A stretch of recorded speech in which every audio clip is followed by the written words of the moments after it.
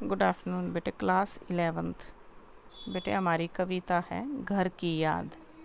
कविता का नाम है बेटा घर की याद और हमारे कवि हैं भवानी प्रसाद मिश्र। बेटे यह कविता 1942 में भारत छोड़ो आंदोलन के दौरान लिखी थी। उस समय कवि भवानी प्रसाद मिश्र जी कारावास होते बेटा जेल में थे। और जेल में रहते रहते उन्हें अपने घर की बड़ी याद आती है, घर के सदस्यों की याद आती है और वो कविता लिखते हैं। आज पानी गिर रहा है, बहुत पानी गिर रहा है, रात भर गिरता रहा है, प्राण मन घिरता रहा है। बहुत पानी गिर रहा है, घर नज़र में तिर रहा है, घर की मुझसे दूर है जो, घर खुशी का पूर है जो। पूर होता है बेटा भंडार। एक तो लिखो पूर, पूर या तो भंडार या फिर बाढ़। बहुत पानी गिर रहा है, प्राण मन गिरना। प्राण मन गिरना बेटा प्राण और मन में कोई भी बात छा जाना। तो बेटा आज पानी गिर रहा है, आज बारिश हो रही है, बरसात हो रही है। बहुत पानी गिर रहा है, पानी बहुत अधिक बरस रहा है। रात भर गिरता रहा था, रात भर बारिश होती रही है। प्राण मन गिरता रहा है, ऐसे में मेरा मन और मेरा प्राण घर की याद से गिर गए हैं। बहुत पानी गिर रहा है, बहुत तेज बारिश हो रही है, घर नज़र में तिर रहा है। अर्थात कवि की नज़रों में कवि का घर और घर के सारे सदस्य आ जाते हैं। घर की मुझसे दूर है जो, कवि कहता है मेरा घर मेरे से दूर है और मुझे अपने घर के सभी सदस्यों की याद आ रही है। घर खुशी का पूर है जो, अर्थात बेटा मेरा घर, कवि कहता है कि मेरा घर खुशियों का भंडार है। लेकिन आज किसी कारणवश अर्थात कवि जेल में, इसलिए मेरा घर मेरे से दूर है। घर में चार भाई, मायके में बहन आई। कवि कहता है बेटा, भवानी प्रसाद मिश्र जी अपने कवि हैं। कवि कहता है मेरे घर में चार भाई हैं और मेरी एक बहन है, वो विवाहिता है और वो मायके में आई है, अपने पीहर या अर्थात मायके में आई है। बहन आई बाप के घर, अर्थात अपने पिता के घर बहन बेटी आई है।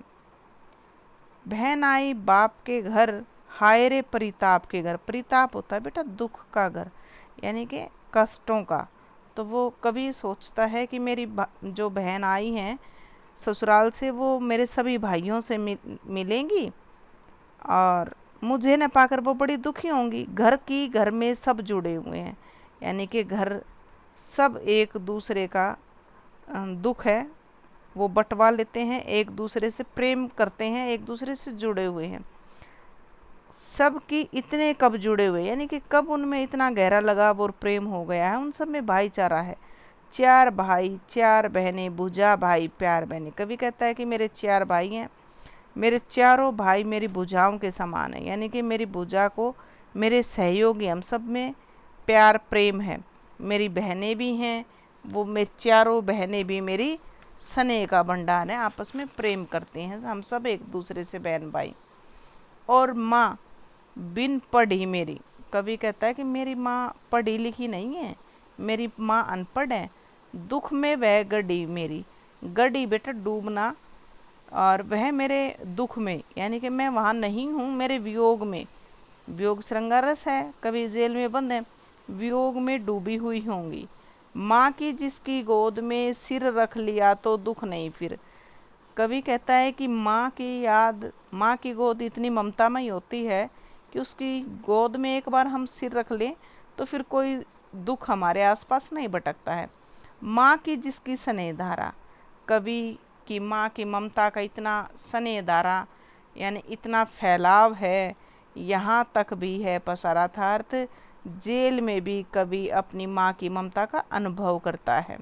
वो सोचता है कि यहाँ तक मेरी माँ की ममता का मैं अनुभव कर रहा हूँ, स्पर्श पा रहा हूँ।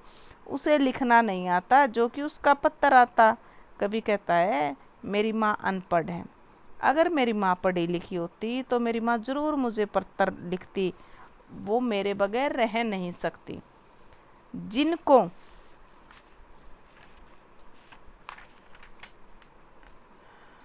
हम आगे भाई जो कि उनका पत्थर पाता। पिताजी जिनको बुढ़ापा, हाँ बेटे, पिताजी जिनको बुढ़ापा एक क्षण के लिए भी नहीं व्यापा। क्षण होता है बेटा पल। कवि कहते हैं कि हाँ मेरे पिताजी बूढ़े हो गई हैं, लेकिन मेरे पिताजी तन से बूढ़े हुए, मेरे पिताजी मन से बूढ़े नहीं हुए हैं। यानी कि मेरे बाप को मन की कमजोरी, मेरे पिताजी के अंदर मन की कमजोरी नहीं आई है अभी भी, जो अभी भी दौड़ जाए, जो अभी भी खिलखिलाए। कवि कहते हैं, कवि भवानी प्रसाद मिश्र जी कहते हैं कि मेरे पिताजी के मन में आज भी नौजवान नव युवकों जैसा जोश है, साहस है। शरीर से इतने स्वस्थ हैं कि वो लंबी लंबी दौड़ लगा लेते हैं और खूब खिलखिलाकर हंसते हैं। मौत के आगे न हिचके, और अगर उनके मार्ग में कोई मौत जैसी भयंकर बाधा भी आ जाए तो उसके आगे भी वो हिचकते नहीं हैं। शेर के आगे न बिचके, और शेर से भी नहीं डरते हैं। अगर उनके सामने शेर भी आ जाए तो भी वो नहीं घबराते हैं।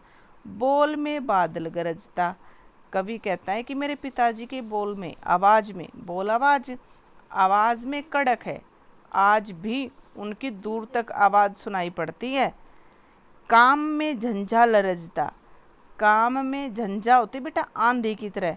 मेरे पिताजी जब काम करते हैं तो उनके अंदर आंधी तूफान जैसी स्फूर्ति ताजगी आ जाती है। और आज के लिए बेटा इतना ही वर्क, आज का लेक्चर इतना ही रहेगा बेटा। 4 स्टैंजा हो चुके हैं, इन्हें ही हम करेंगे और कल से इसका नेक्स्ट पार्ट करेंगे बेटा, लेक्चर 2। Thank you. इतने को ही रीड करोगे बेटा आज आप। Thank you.